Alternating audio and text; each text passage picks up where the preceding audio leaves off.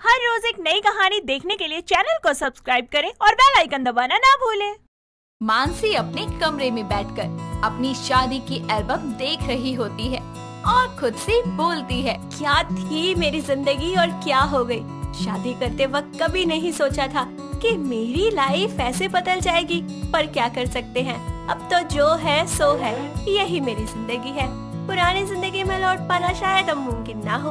इतना कहकर वो एल्बम को बंद करके अलमारी में रख देती है, जिसके बाद वो रसोई में जाकर चाय बनाती है और अपनी सास कमला के पास लेकर जाती है और उन्हें देती है।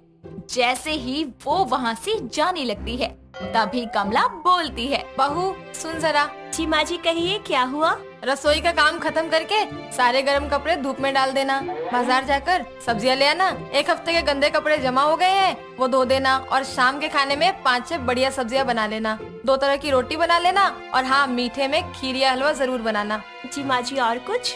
हाँ, चाय बढ़िया बनी है, 1 कप और पिला दे। मानसी एक अनचाही मुस्कान देकर वहाँ से चली जाती है और रसोई में जाकर फिर से चाय बनाने लगती है और अपनी शादी से पहले की जिंदगी के बारे में सोचने लगती है, जब वो आराम से 10 बजे सोकर उठती थी और अपनी माँ संतोष को आवाज लगाते हुए बोलती थी, मम्मी आपकी लाडली उठ गई है, जल्दी से उसके लिए चाय और नाश्ता ले आओ। हाँ हाँ मेरी लाडो, तेरा फेवरेट ग्रीन सैंडविच और अदरक वाली चाय। लव यू मम्मी, आप कितनी अच्छी हो, सच में मेरा कितना ख्याल रखती हो। अरे मेरी लाडो, मायके में ही जितनी मौज करनी है ना कर ले, ससुराल जाकर तो सब बदल जाता है। जब तक तू यहाँ है ना, अपनी जिंदगी खुल कर जी ले, ससुराल में ये मौज कहाँ मिलती है। तो फिर मम्मी आप मेरे साथ दहेज में चलना, हाँ ये अच्छा रहेगा, वहाँ भी मेरा ख्याल रखना। इतना कहकर दोनों माँ बेटी मुस्कुराने लगती है। मानसी एकदम से जैसे ही अपने ख्यालों से बाहर आती है, तो देखती है कि चाय उबलकर पैन से बाहर आ गई है और पूरा गैस स्टोव गंदा हो गया है, जिसे देखकर वो खुद से बोलती है, आय हाय ये क्या हो गया, पहले ही इतना काम दे रखा है माँ जी ने, मैंने एक और बढ़ा लिया। सही कहा है किसी ने, हर लड़की रानी लक्ष्मीबाई होती है, शादी से पहले रानी, बहू बनकर लक्ष्मी और ससुराल में काम कर कर के बाई बन जाती है। इतना कहकर वो पूरा गैस स्टोव साफ करती है और तीसरी बार चाय बनाती है और चाय बनाकर कमला को देती है, जिसके बाद वो कमला द्वारा बताए गए सारे काम करती है। काम करते करते मानसी को सुबह से शाम हो जाती है, जिसके बाद वो रात का सारा खाना बनाती है और टेबल पर रखती है। सभी लोग खाना खाने बैठ जाते हैं। मानसी का पति रुद्र बोलता है, वाह क्या खाना बनाया है मानसी, और खाना दो ना। जी जी लीजिए। हाँ बहू, खाना तो बहुत बढ़िया बना है, जरा पनीर की सब्जी और 2 रोटी और दे दे। हाँ जी माँ जी, और लीजिए। सभी लोग खाना खाकर अपने अपने कमरों में चले जाते हैं। तभी मानसी अपने लिए खाना परोसने लगती है, तो देखती है कि बस एक ही रोटी और थोड़ी सी सब्जी बची है, जिसे वो अपनी प्लेट में डालती है और फिर सोचने लगती है, जब वो अपने मायके में खाने के नखरे किया करती थी। ऐसे ही एक दिन जब मानसी अपने परिवार के साथ बैठकर खाना खा रही होती है, तभी वो बोलती है, मम्मी ये क्या है, आज फिर से तोरी बना दी। आपको पता है ना, मुझे ये तोरी वोरी बिल्कुल पसंद नहीं है। अरे बेटा तो रुक, मैं तो भूल ही गई थी, अभी तेरे लिए कुछ और बना देती हूँ। ये बात याद करके मानसी की आंखों में आंसू आ जाते हैं और वो बोलती है, माँ आपके जैसा प्यार मुझे कोई नहीं कर सकता। आप खुद का खाना छोड़कर मेरे लिए खाना बनाती थी और आज मुझे सबको खिलाकर फिर खुद खाना पड़ता है और पेट भर खाना भी नहीं मिलता है।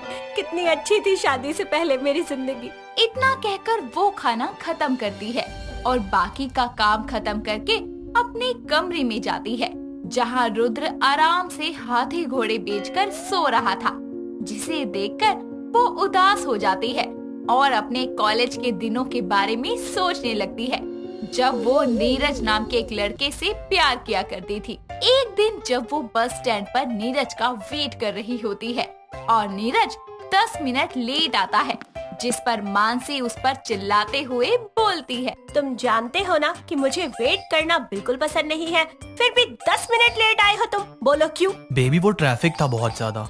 क्या करूं? तो तुम पहले क्यों नहीं निकले घर से? अरे कब से नमूनों की तरह मैं यहाँ बीच रोड पर खड़ी हूँ। आज के बाद तुम ना कभी मुझे लेने या फिर मेरे पीछे मत आ जाना। तुम्हारे मेरे रास्ते अलग हैं आज से। जाओ यहाँ। बेबी, इतना भी क्या गुस्सा होना, मान जाओ ना। मान जाओ? क्या होता है मान जाओ? कह दिया ना, हटो आगे से। चलो जाने दो मुझे। बेबी रुको ना। अरे बेबी प्लीज एक बार सुनो तो। ये सब सोचकर मानसी के चेहरे पर हल्की सी मुस्कान आ जाती है और वो बोलती है, एक वो जिंदगी थी जहाँ मैं किसी का एक सेकंड वेट नहीं किया करती थी, और एक आज का दिन है मुझे मेरे ही पति से बात करने के लिए संडे तक का वेट करना पड़ता है कि कब उनकी छुट्टी हो, कब वो फ्री हो, कब मैं उनसे बात कर सकूं। इतना सोचकर वो चुपचाप जाकर सो जाती है और वक्त बीतता जाता है। मानसी खुद को अपने ससुराल वालों के टेस्ट से मैच कराने की खूब कोशिश किया करती, पर कहीं न कहीं उससे कोई न कोई कमी रह ही जाती, जिसके चलते अक्सर ही कमला और रुद्र उसे भला बुरा कह दिया करते। पर मानसी किसी को कुछ कहे बिना चुपचाप अपने कामों में लगी रहती। ऐसे ही एक दिन कमला अपने घर में कीर्तन रखवाती है, जिसमें प्रसाद बनाने की जिम्मेदारी वो मानसी को देती है। मानसी प्रसाद बनाना शुरू करती है और कुछ देर बाद प्रसाद को रेडी करके सबके लिए लेकर आती है। कीर्तन खत्म होने के बाद कमला सभी को प्रसाद बांटती है। तभी एक औरत विमला बोलती है, अरे कमला, कैसा प्रसाद बनाया है? मीठे का पता है ना फीके का? ऊपर से इसमें कितनी गिल्टियाँ बनी हैं। अरे ऐसे प्रसाद बनाकर भगवान को देगी तो क्या बरकत होगी। ये ले, खुद ही खा ले तू, ये हमें नहीं चाहिए ऐसा प्रसाद। विमला की बात सुनकर बाकी सभी औरतें भी प्रसाद वहीं छोड़कर चली जाती है। ये देखकर कमला का गुस्सा 7वें आसमान पर चढ़ जाता है और वो मानसी से बोलती है, अरे करमजली, तेरा नाश हो। ये क्या अपशगुन किया है तूने? शर्म नहीं आई तुझे ये सब करते? अरे यही सिखाया है तेरी माँ ने तुझे, ससुराल में जाके ससुराल वालों की बेइज्जती करवाना। नहीं माँ जी, ऐसी कोई बात नहीं है। दरअसल मुझे ये बनाना नहीं आता था, फिर भी मैंने कोशिश की। मुझे माफ कर दीजिए। नहीं बनाना आता था तो बता देती, थू करवा दी तूने सबके सामने हमारी। अरे इतने दिन से इस घर में रह रही है, अभी तक जान नहीं पाई हम कैसे हैं, घर में कौन सा काम कैसे करना है, कैसे नहीं करना। तेरी माँ ने तुझे कुछ सिखाया नहीं है क्या? या तेरी माँ भी तेरे जैसे ही करती है? बस कीजिए माँ जी, और कितना सुनाएंगे आप मुझे? अरे जिस दिन से मैं इस घर में आई हूँ, क्या आपने एक बार भी जानने की कोशिश की कि मुझे क्या चाहिए, मेरी क्या जरूरतें हैं, मेरे दिल में क्या चल रहा है? नहीं ना, जितनी बार भी आप मेरे पास आए, बस ये कर दो वो कर दो काम बताकर चली जाती थी। अरे मैं भी तो अपना घर छोड़कर आई हूँ ना, नए घर के रंगों में ढलने में मुझे भी तो समय लगेगा ना।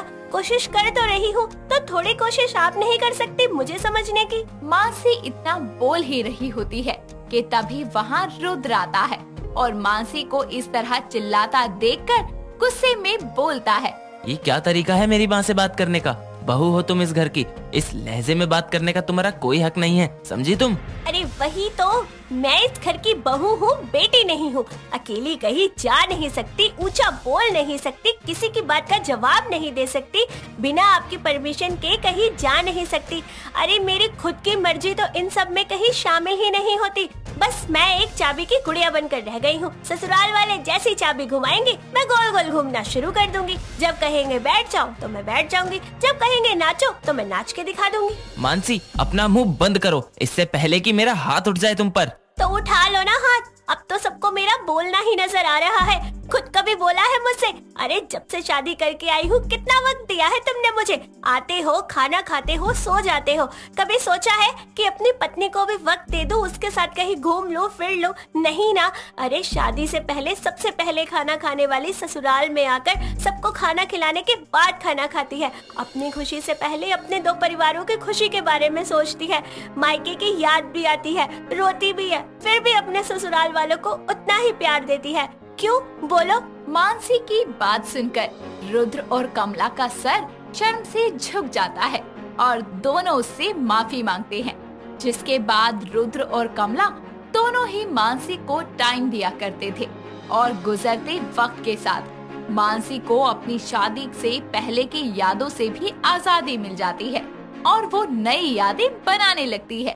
दुर्गा एक बस स्टैंड पर टिकट चेकर के कपड़े पहनकर खड़ी हुई थी। और सवारियों की टिकट चेक करके उनको बस के अंदर जाने दे रही थी। थोड़ी ही देर के बाद एक गुजराती नाम की औरत को वो रोकते हुए बोलती है, हाँ मैडम जी, टिकट दिखाओ अपना, टिकट काट के। हम गुजराती, हमका नाही आवत ई टिकट काटना। ई सब काम हमरा बेटा खतरा करत है। सैया बेदर्दी बा, स्विट्जरलैंड में गर्मी बा। खतरा? खतरा का नाम सुनते ही दुर्गा के चेहरे की हवाइयाँ उड़ जाती है और जैसे ही वो पीछे मुड़कर देखती है तो खतरा उसके पीछे ही खड़ा होता है। खतरा उसे गुस्से से देख रहा होता है और उसके हाथों से चालान कॉपी और पेन लेकर वो बोलता है, अच्छा जी, फिर से लोगों को लूटने का काम शुरू कर दिया या कभी छोड़ा ही नहीं। अरे बिटवा, ये कौन है? तुम जानत हो का? का सैया बेदर्दी बा, स्विट्जरलैंड में गर्मी बा। हाँ माँ, बहुत अच्छे से।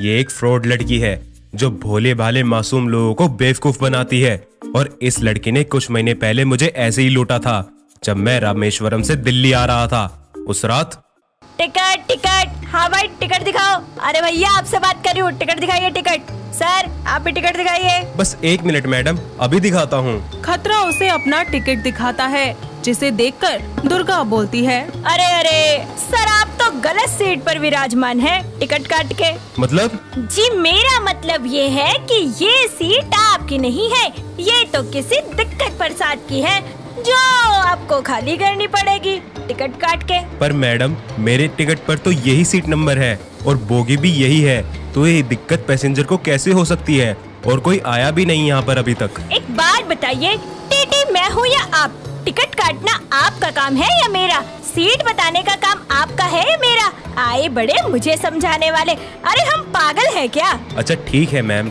आप बता दो मुझे, मैं अपनी सीट पर चला जाता हूँ। सीट नंबर 101 S12 में चले जाइए टिकट काट के। खतरा अपना सामान उठाकर वहाँ से अपनी दूसरी सीट के लिए निकलने लगता है कि तभी दुर्गा उसको रोकते हुए उससे कहती है, हेलो मिस्टर, आपको इसी सीट पे रहना है क्या? पर अभी तो आपने बोला मेरी सीट कहीं और है। हाँ तो तुम्हारी सीट कहीं और की जगह यहीं कर देते हैं टिकट काट के, पर जैसा मैं बोलूँगी वैसा तुम्हें करना पड़ेगा, तभी मैं तुम्हारी कुछ मदद कर पाऊंगी। यही सीट मिल जाए तो ज्यादा अच्छा है, इतनी रात को दूसरी सीट पर जाने की जरूरत ही नहीं पड़ेगी, खामखा मशक्कत करनी पड़ेगी। तो ठीक है, कर देती हूँ मदद, निकालो 500 रुपए। वो किस बात के? पूरी ट्रेन खाली चल रही है। रहने दो मैडम, मैं अपनी सीट पर ही चला जाऊंगा, खामखा 500 रुपए क्यों दूं मैं? इतना बोलकर खतरा अपना सामान उठाकर वहाँ से जाने लगता है और दुर्गा उसे रोककर कहती है, अरे इसमें गुस्सा होने वाली क्या बात है? 500 रुपए तुम्हें ज्यादा लग रहे हैं तो कम कर देती हूँ। वो क्या है ना, सीट का झोलमाल करना थोड़ा रिस्क होता है, अब नौकरी भी तो चली जा सकती है ना हमारी। अगर इतना ही डर है तो करती क्यों है ये झोलमाल? अरे जब सब करते हैं तो हमने भी थोड़ा कर लिया, भला इसमें बुराई ही क्या है? अरे थोड़ा ज्यादा ऊपर की कमाई कर लेंगे तो टिकट काट के। दुर्गा खतरा को अपनी बातों में फांसकर उससे पैसे ठगी रही होती है कि तभी वो देखती है कि खतरा के पीछे एक असली टीटी खड़ा है, जिसे देखकर दुर्गा थोड़ा घबरा जाती है और वो जल्दी से कहती है, खतरा है, खतरा है, खतरा। हाँ मैडम, मेरा नाम खतरा है, पर मैं 200 ही दूंगा, इससे ज्यादा नहीं। अरे आपको जितना देना है दो, तुमसे बड़ा खतरा तो तुम्हारे पीछे खड़ा है, अगर उन्होंने मुझे देख लिया तो मुझे जेल में डाल देगा इस बार तो पक्का। रुको मैडम, दे रहा हूँ, इसे देखकर तो लग ही नहीं रहा कि ये टीटी है। इतना बोलकर वो अपने पर्स में से 500 का नोट निकालता है और दुर्गा जल्दी से उसके हाथों में से वो नोट लेकर जेब में रखकर भाग जाती है। तभी ट्रेन रुकती है और दुर्गा जल्दी से ट्रेन से उतरकर भाग जाती है और खतरा उसे जोर जोर से आवाज देता है और फिर बोलता है, ओ हेलो टीटी मैडम, मेरे 300 रुपए तो देती जाओ। मैडम कहाँ जा रही हो? अरे सुनो, हेलो। खतरा उसके पीछे जाने लगता है पर तभी ट्रेन चल पड़ती है और उसे आवाज देता वो रह जाता है। इतने में असली टीटी उसकी चिल्लाने की आवाज सुनकर उसके पास आकर बोलता है, क्या हुआ भाई, किसे आवाज दे रहे हो? कौन पैसे ले गए आपके? अरे किसे आवाज दे रहे हो? पता नहीं कैसा स्टाफ है आपका, एक तो सीट बदलने के पैसे लिए, ऊपर से बकाया भी नहीं दिया है और स्टेशन पर उतरकर चली गई। खतरा उस असली टीटी को सारी बात बताता है और उसकी बातें सुनकर टीटी जोर जोर से हंसने लगता है और बोलता है, टिकट काट के अरे तेरा टिकट काट गई वो। भाई वो कोई टीटी नहीं है बल्कि फ्रॉड है। इसी तरह नकली टीटी बनकर लोगों को लूट कर भाग जाती है। आज से पहले भी कई लोगों के साथ यही हुआ है। तुम कोई नए नमूने नहीं हो। आप शांति से सो जाओ, वो नहीं आने वाली अब। मैं छोड़ूंगा नहीं उस लड़की को, दोबारा मिले तो सही मुझे एक बार। भाई बहुत तेज लड़की है वो, मैंने कई बार उसको रंगे हाथों पकड़ा है। अगर इस बार हाथ में आ जाती ना तो उस तेज लड़की को जेल के ही हवाले कर देता। पर क्या करे, किस्मत अच्छी थी उसकी जो बचकर निकल गई। अपने बेटे के मुंह से दुर्गा की ये सच्चाई जानकर गुजराती हैरान हो जाती है और अपने बेटे से कहती है, शकल से तो कितनी मासूम लागत है, पर अकल से उतनी ही चालाक बा। घोर कलयुग है भाई, घोर कलयुग। सैया बेदर्दी बा, स्विट्जरलैंड में गर्मी बा। हेलो मिस, जो भी आपका नाम हो, पहले तो मेरे पैसे दो, तभी जाने दूंगा, नहीं तो आज मैं सबको तुम्हारी सच्चाई बता दूंगा। अरे धीरे बोलो ना, क्यों शोर मचा रहे हो? अरे तुम्हें तुम्हारे पैसे चाहिए ना, मैं दे दूंगी। जोर जोर से बोलकर क्यों भीड़ जमा कर रहे हो? अच्छा, डर लग रहा है, तब डर नहीं लगा था मासूम लोगों को बेवकूफ बनाते हुए। हाँ, आज तो सबको पता चल ही जाएगा कि आखिर तुम हो कौन।